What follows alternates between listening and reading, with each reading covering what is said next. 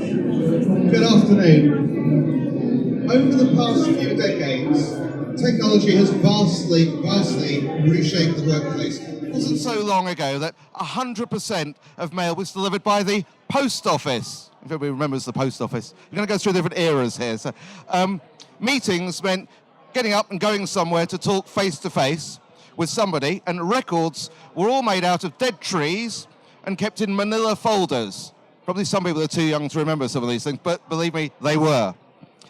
In this seminar, we're going to look at the key technical trends and how they've impacted on our workplace. Then we'll take a look at some of the technical things around the corner and concepts shaping our future. And based on in-house research from a panel of professionals, we're going to identify those emerging technologies and how they're going to impact in our workplace in the next few years. This technology is going to redefine how information is delivered and how it's received. And the fact is, the speed of technological change is fast. It's really fast. It's changing before our very eyes. So my name's Henry. I'm from a company called PageTiger. And we're riding the wave of new technology. You might say we're really driving that wave forwards. We are a very responsive technical company, and we're always listening to what our clients say. That's why we hold regular feedback sessions with leading professionals, and it allows us to identify the changes and the demands of the learning industry and so on and so forth. And that's what Tiger Trailblazers is all about. It's a kind of inner group, an inner core of our customers who meet on a regular basis and discuss technology in the workplace. And for us, it's a great way to make sure we're meeting up with what the markets need. The Trailblazer team themselves, they swap ideas, they share best practice, and crucially, they make sure they're up to date with latest developments.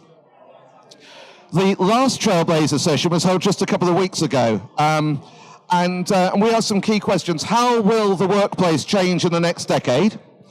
And what do we need to do to prepare for those changes? But to prepare, to begin the day, we wanted to put our discussion into context. We wanted to look at what has happened in the last few decades of change, because obviously understanding what has happened will help us understand what's going to happen.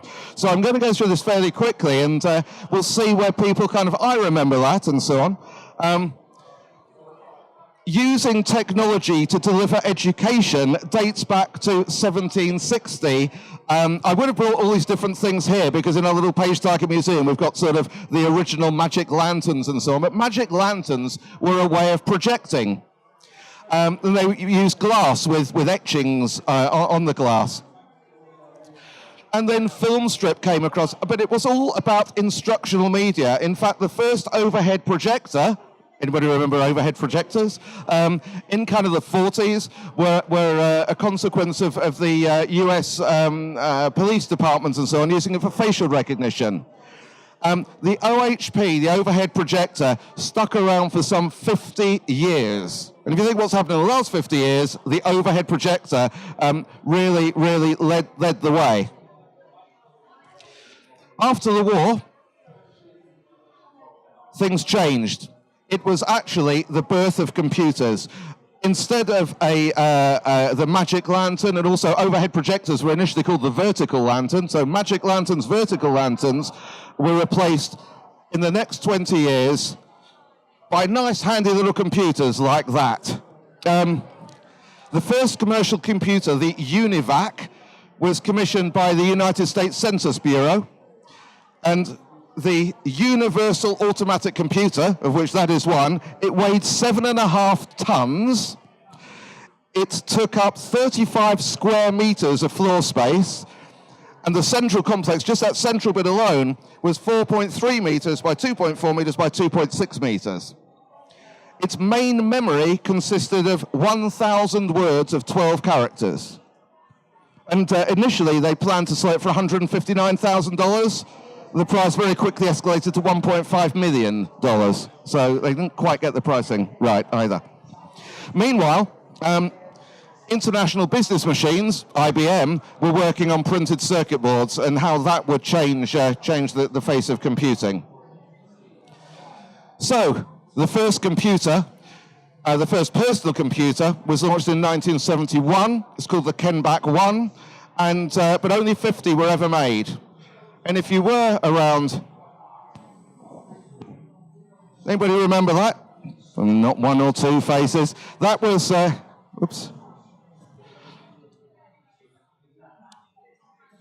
That was Atari Pong. And if you wanted a Christmas present in 1975, that would be top of your list. And the paddles got smaller and got faster. It was really, really cool. This is not that long ago. This is in the 70s, 1975. But aside from the IBM personal computer, there were three key players in that era: Commodore, Tandy Radio Shack, and a little company called Apple. Tandy Radio Shack incidentally started life as a leather manufacturer but got into computers. I'm not too sure how. Go further forwards. Commodore, bankrupt in 1994. Tandy Radio Shack, bankrupt in 2015. Apple, currently valued at $685 billion. So one of them obviously went forwards to do well. So technology then becomes affordable. So I'm not seeing one of these frames, which is a little annoying. It's okay. Basically, in the 80s, you're really looking at Bill Gates founding Microsoft. The first laptop, first portable computer was made available. Could I just ask you to hold this for a moment?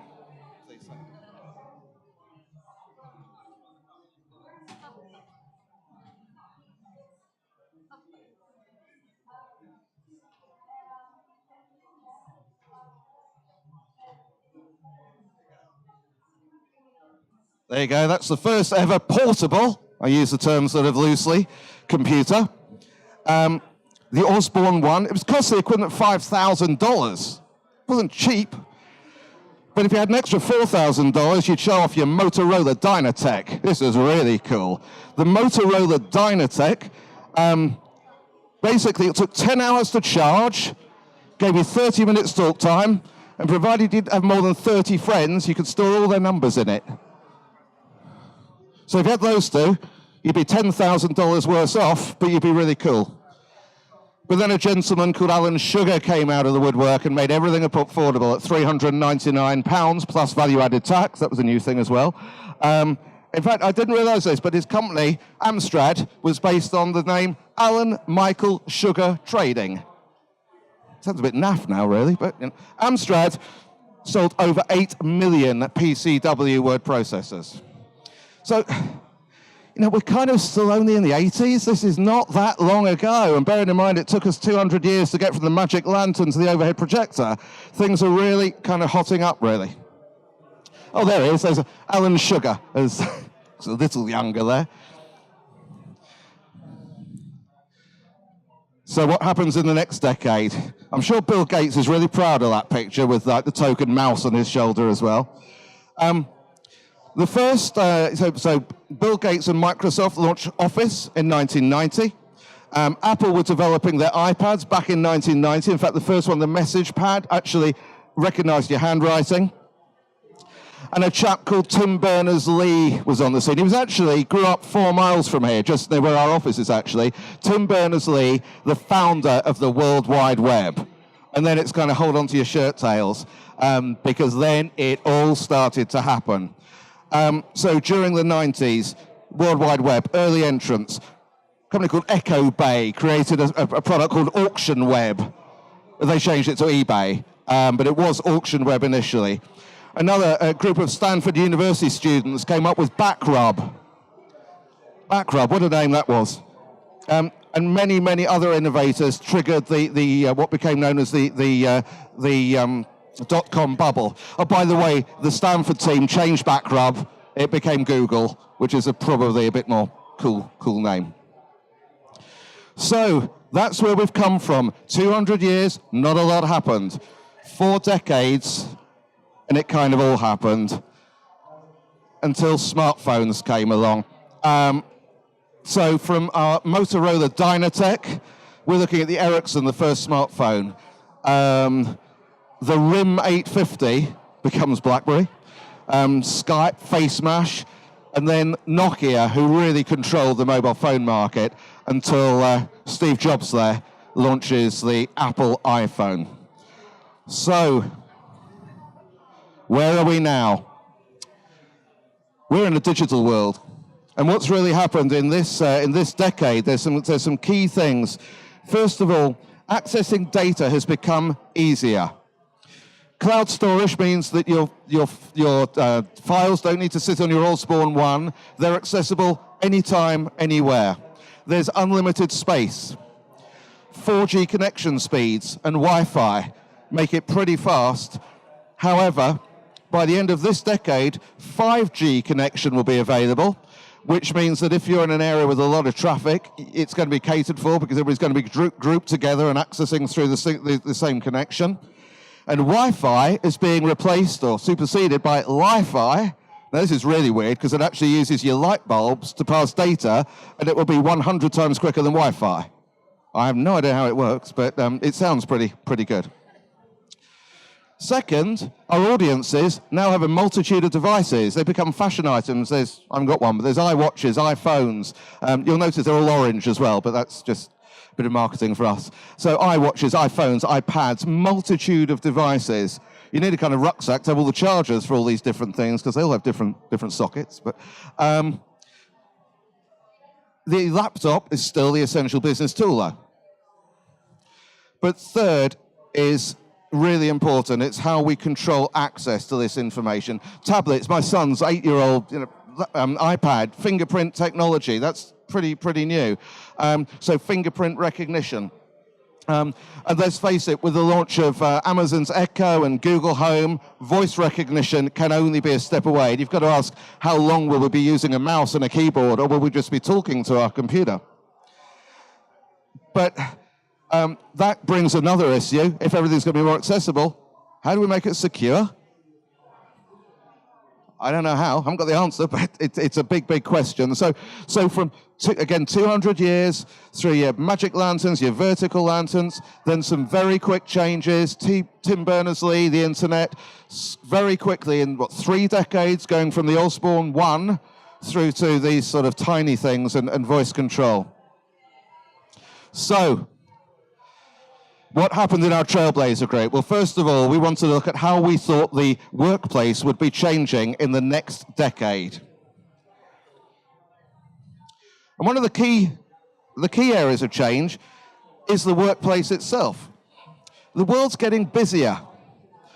We're going to have to adapt. The current world population of 7.3 billion is expected to reach 8.5 billion by 2030. 9.7 billion by 2050 and 11.2 billion by 2100. Along with increased population comes a real pressure on our resources. Office space becomes a premium. Those people have got to live somewhere. A lot of office spaces are now being converted into residential already. So the move to remote working becomes really essential. Obviously, the workforce is expanding along with the population, but add to this the trend for delayed retirement from the baby boomers generation. And you've got even more pressure on resources. In addition, the millennial generation will soon become managers themselves, driving forward the new face of the workplace with the need for flexibility and change. And don't forget, the face of the global talent pool is changing.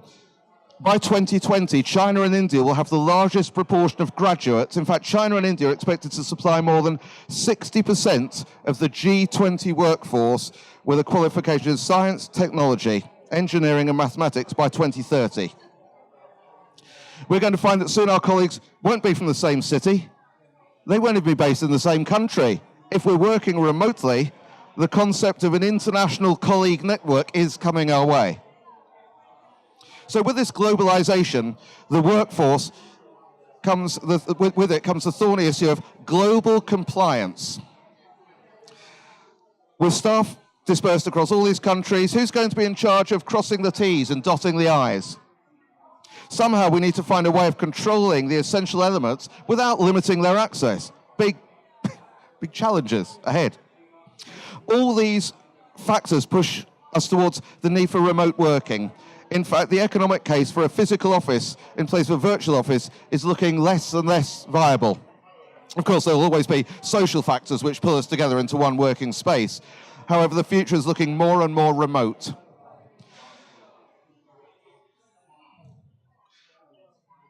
The idea of a 9-to-5 office job has almost become a myth. With 24/7 access to your files, I'm pointing at the Osborne one, I probably shouldn't do that. That did not have cloud-based technology in it. Your networks and your colleagues 24/7, it's unreasonable to expect everything to come to a halt at 5 p.m. Work continues on the train home, on the sofa, with Netflix in the background, and starts up again first thing in the morning, probably before you've even woken up. Not saying it's a good thing, but it's how it's going to be. Another concept that may well find its way into the realms of myth is the idea of an office computer. The trend for BYOD, bring your own device, is ever increasing as the work-home divide narrows. People want to work from their own laptops, their own smartphones, iWatches, tablets, and so on. They travel with those wherever they go. They can't carry two, so this really is a convergence, and we've already seen it. And along with this trend comes raised blood pressure for the guys in IT.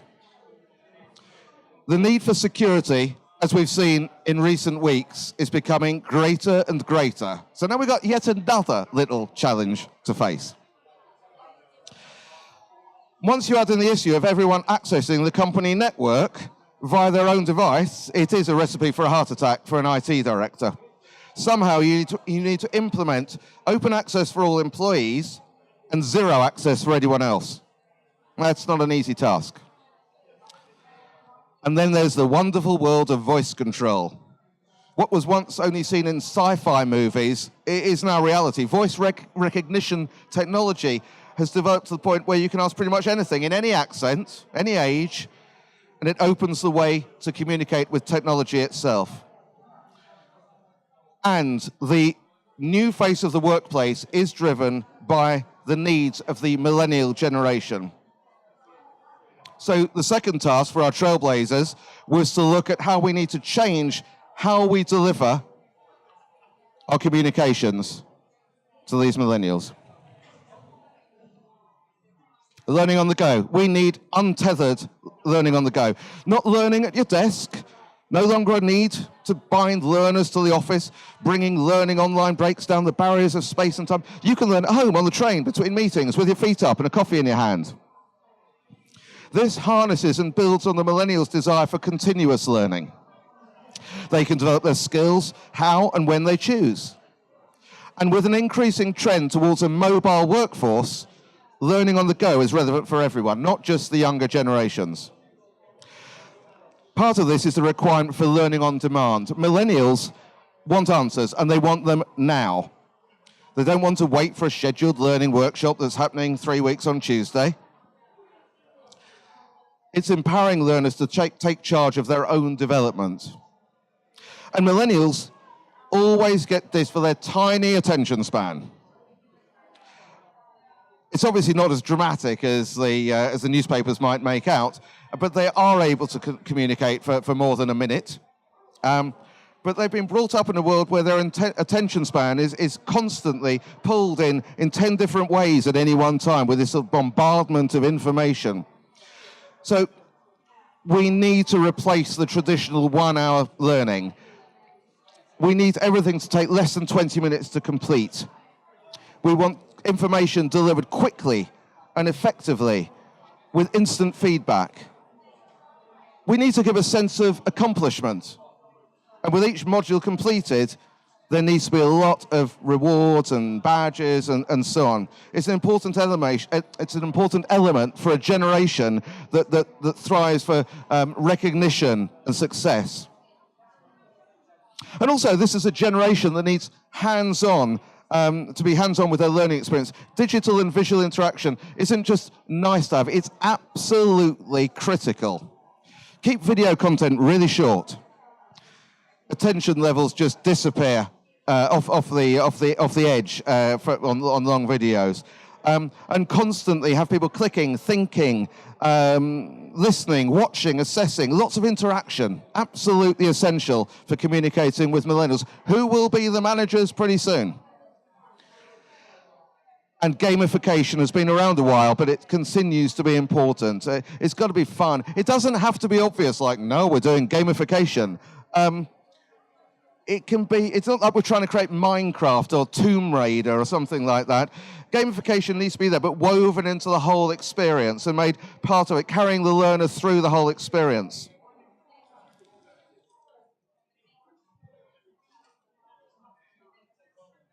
But being able to access this information is as important as the appeal if you're going to get it over effectively.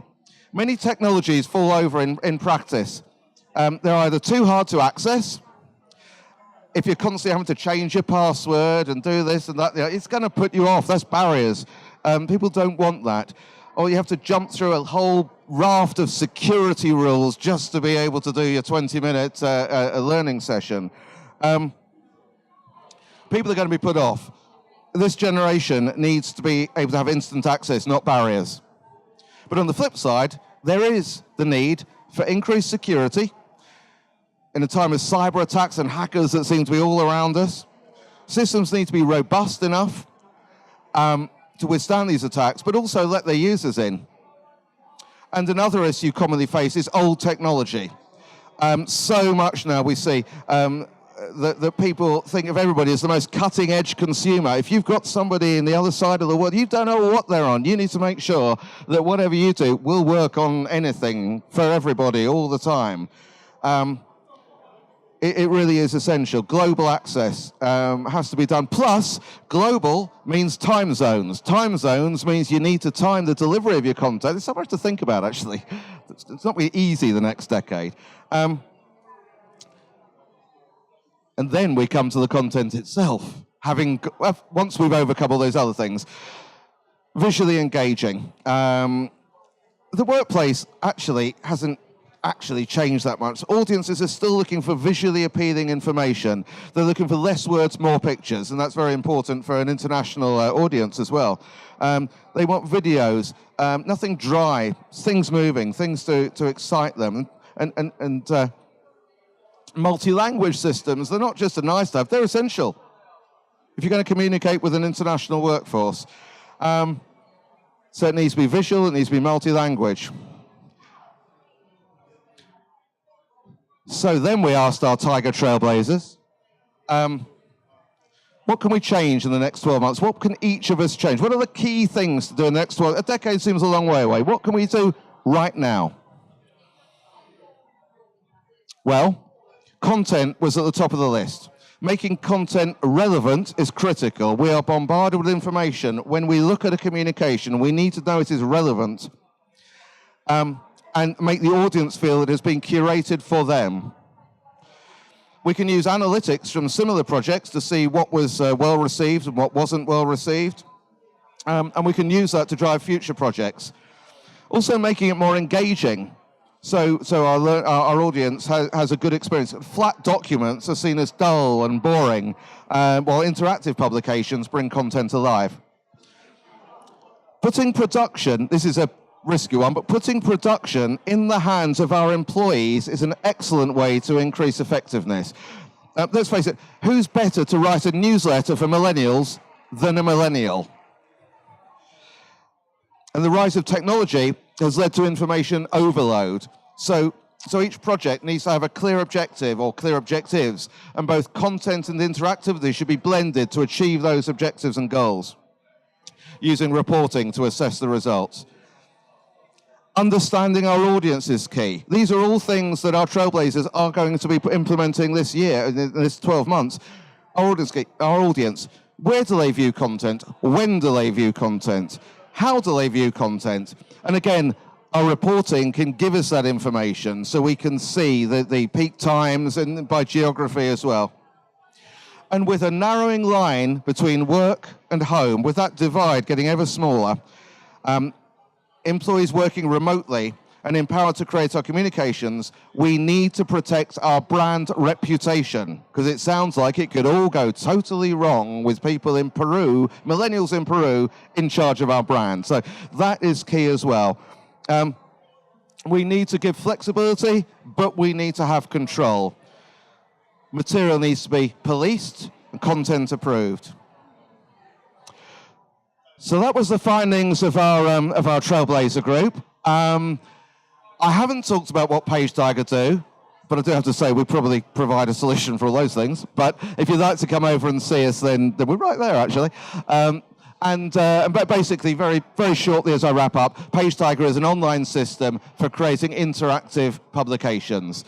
It allows you to control, because I've overrun the slightly, I'm just going to whiz through to here. It allows you to control your content, to control that it's on brand. It allows you to control who can access the content, but it does put the work itself in the hands of your workforce. If you'd like to come through and see some examples, then please do. But thank you very much for coming along. I hope you enjoyed it. Hope you found it inspirational, and have an enjoyable day.